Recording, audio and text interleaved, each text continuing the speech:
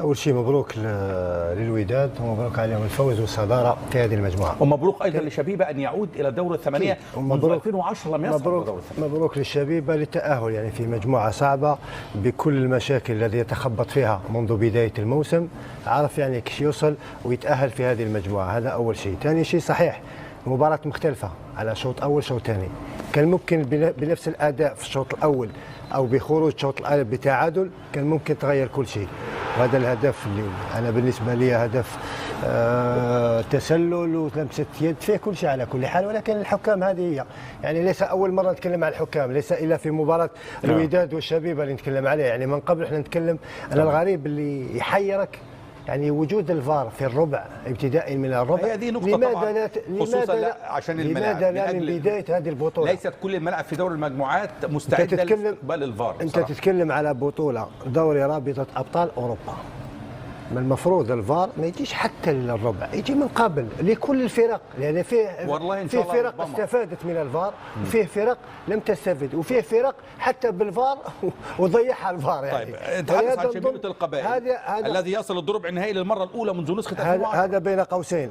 بالنسبة للشبيبة صحيح في الشامبيونز ليج منذ 2010، ولكن في الكونفدرالية كان تقريبا منذ في الفاينل أمام الرجاء، في الفاينل أمام الرجاء يعني عاد صحيح. أهم شيء هو تأهل في دوري المجموعات. أهم شيء للشبيبة حاليا عاود يرجع في الدوري، تقريبا عنده 3 أو 4 مباريات متأخرة ممكن يرجع بالمستوى اللي قدمه لأنه عنده الإمكانيات، عنده بعض اللاعبين. صحيح مباراة اليوم فيها سيناريو مختلف، التغييرات كنا ننتظر في تغييرات تكون أفضل، كنا ننتظر في سيناريو أفضل. ممكن المدرب أتى بسيناريو في الشوط الأول وسيناريو الشوط الثاني، ولكن الشوط الثاني نظن أن المباراة قتلت في بداية الشوط الثاني. الهدف الأول اللي تدخل فيه غرفة الملابس وانت متقدمين عليك بهدف يأثر فيك، تتقبل هدف في الدقائق الأخيرة يعني فيه وعليه، زيد هدف ثاني في دخولك في الشوط الثاني مباشرة تتقبل هدف ثاني. يعني نقدر نقول بعد الهدف الثاني انهار الشبيبة. حتى التغييرات يعني عندما تدخل وانت خاسر 2 بعض اللاعبين لم يعطوا الأداء اللي متعودين عليه. تعودتنا في شبيبة في المباريات الأخيرة دائما تكون يعني مباراة مختلفة في الشوط الثاني، ولكن عندما تكون متعادلة، عندما تكون متقدمة في هدف يعطيك هذيك الرغبة العزيمة، تبقى دائما منضبط، تحاول آمال إنهاء المباراة على كرة ثابتة على مرتدة. ولكن هذه هي أهم شيء. صحيح تخسر مباراة ولكن متأهل. ديجا قبل المباراة كنا نتكلم على الفريقين كانوا متأهل، ولكن الصدارة تعمل فرق. ولكن حتى الصدارة حتى القرعة ممكن يعني القرعة لو تبحث من أراد الفوز بالبطولة لا يهمه أول أو ثاني أكيد.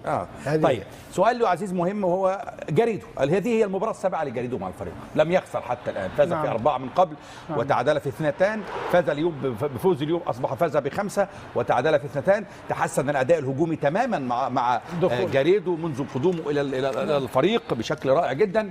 تقييمك لكل هذه الأرقام، هل وصل إلى مرحلة الإقناع أم لا؟ الصراحة عندما تدرب فريق بحجم الوداد وبالعناصر الموجودة اللي وفرتها الإدارة والجماهير الشوط الثاني، وهذا التغييرات كنا تكلمنا عليها لأنه سوف تغير من مجرى المباراة.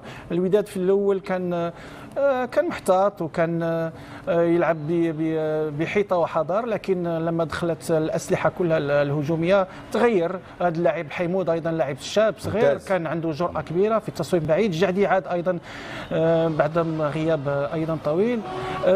مؤيد اللافي دخل أعطى حلول في الهجوم وتحركات أيضا كبيرة جدا، وأعطى حلول للاعبي وسط الميدان. شوف لاعبين وسط الميدان دائما يحتاجون دائما إلى محطات، ومحطات من يعطي المحطات ومن يعطي يلعب في المساحات وهم المهاجمين وليس لاعبي وسط الميدان.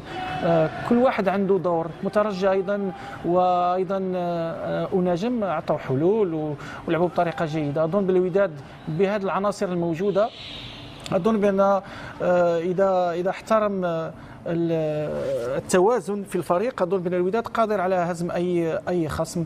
الآن لازم أيضا جريدو لازم يكون يعني دقيق في اختياراته التكتيكية في المباريات أيضا القادمة، لأن اليوم صحيح أن في الشوط الأول كان هناك شوية الحظ لأن لما كانت فرصتين لشبيبة القبائل، لكن بعد ذلك الوداد خذ بزمام المباراة وأظن استحق أنه الفوز.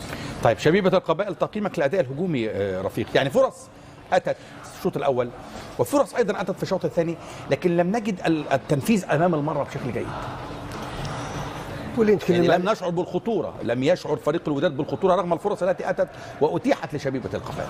فعلا بالنسبة لي كان في الشوط الأول أفضل، صنع فرص أفضل في الشوط الأول، لأن الشوط الثاني اختلف. يعني الشوط الثاني حتى ولو حاول، حتى ولو قام بتغييرات، حتى ولو بادر، لكن لم تكن الفرص أخطر من يعني فرص سانحة للتسجيل أو فرص فردية وجها لوجه أو كرات ثابتة خطيرة. لم نلاحظ النقص الهجومي او النجاعه الهجوميه ناقصه في شبيبه القبائل.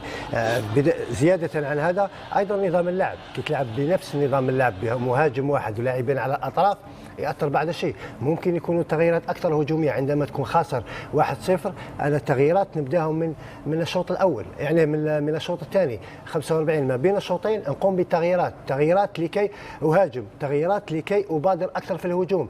تلعب بلعب هجومي. يعني انت لم تقتنع بتبديلات مولود حمدي اليوم؟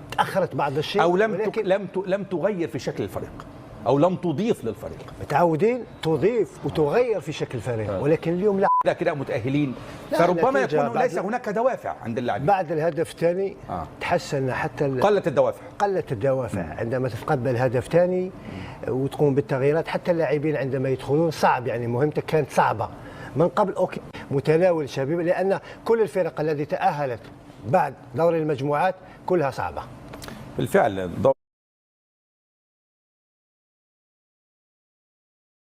صفر نعم ممكن، عندما تكون 0-0 الدوافع مختلفة، حتى طريقة اللعب مختلفة، ولكن هذه أهم شيء هو تأهل في هذه المجموعة. القادم أفضل. أهم شيء شبيبة اليوم يفكر متناول شبيبة، لأن كل الفرق التي تأهلت بعد دوري المجموعات كلها صعبة بالفعل. دور